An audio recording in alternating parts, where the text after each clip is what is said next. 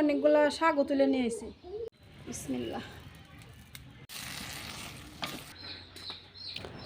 আসসালামু আলাইকুম। আমি দুপুরে রান্না করব। তো আমি এখন এই যে পুঁই শাকের গাছ থেকে পুঁই শাকের যে ফুল হয় সেটা আমি তুলে নেব। আর আমি পুঁই শাকের ফুল তুলে কি রান্না করি সেটা দেখতে হলে আমার সাথে থেকে পুরো ভিডিওটা দেখতে হবে। তো আশা করি আপনারা আমার সাথে থাকবেন, পুরো ভিডিওটা দেখবেন। আর যারা নতুন আছেন তারা আমার চ্যানেলটাকে সাবস্ক্রাইব করবেন, আমার পাশে থাকবেন। আর ভিডিওটি দেখা শুরুতে একটা লাইক দিয়ে ভিডিওটি দেখা শুরু করবেন।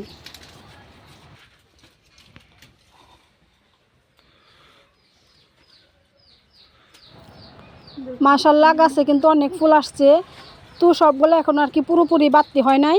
তো যে কয়টা বাড়তি হয়েছে আমি সেই কয়টাই তুলে নেব। আমার কিন্তু অনেক দিন থেকে আর কি পুঁই শাকের ফুল দিয়ে চিংড়ি মাছ দিয়ে খাইতে মন চাইতেছে। তো আমি আর দেরি না করে কতগুলো ফুল তো তুলে নিচ্ছি। আর দেখেন আমি কেমনে করে পুঁই শাকের গাছ আর কি উঠাইছি বেড়ার মধ্যে। তো এটা মানে বেড়ার বাহিরের সাইড। আমি যে বাড়িতে বেড়া দিয়ে, আমাদের এদিকে এটাকে বলা হয় আউলি বেড়া। তো এই বেড়ার মধ্যে আমি গাছটা এরকম করে উঠিয়ে দিয়েছি। আর অনেক সুন্দর কিন্তু পুঁই শাক ধরছিল মাশাআল্লাহ। কেটে বেছে ধুয়ে নিয়েছি। তো পুঁই শাকের ফুলের সাথে কিছু আলু দিছি, চিংড়ি মাছ দিয়ে রান্না করব। আর এখানে আছে পুঁই শাক। তো আজকে এগুলোই রান্না করব।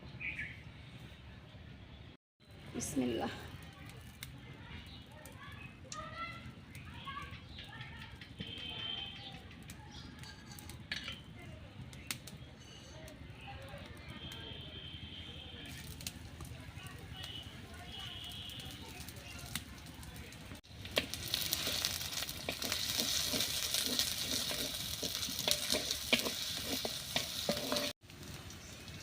পরিমাণ মতো হলুদ, মরিচ, ধনিয়া, জিরা, লবণ সব তুলে নিয়েছি। এখন দিয়ে দিই।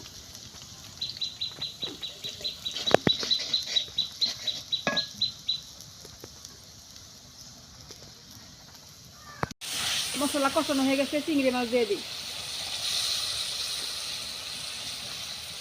এগুলো বিলের চিংড়ি মাছ। তো দেখতে আর কি অনেকটা ছোট, কিন্তু খাইতে কিন্তু অনেক মজা হয়। রান্না করলে কিন্তু অনেক সুন্দর একটা ঘ্রাণ আসে।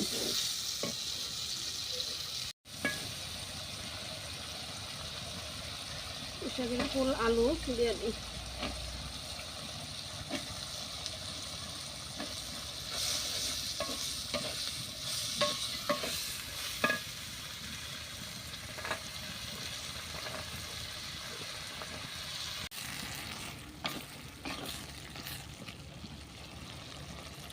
কষানো হয়ে গেছে, অল্প করে ঝোল দিয়ে দিই।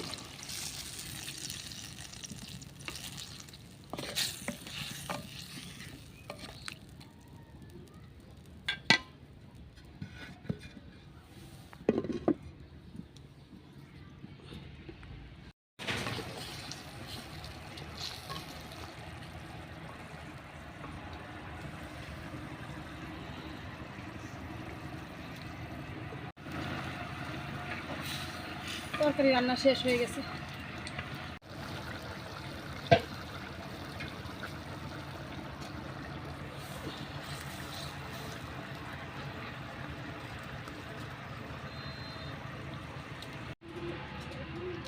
শাকের সাথে খাওয়ার লেগে মরিচ ভাজি।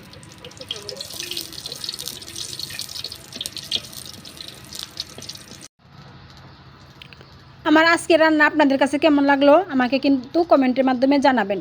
তো চিংড়ি মাছের তরকারিটা কিন্তু অনেক সুন্দর হয়েছে পুঁই শাকের ফুল আর আলু দিয়ে। আজকের ভিডিওটা এই পর্যন্ত। সবাই ভালো থাকবেন, সুস্থ থাকবেন।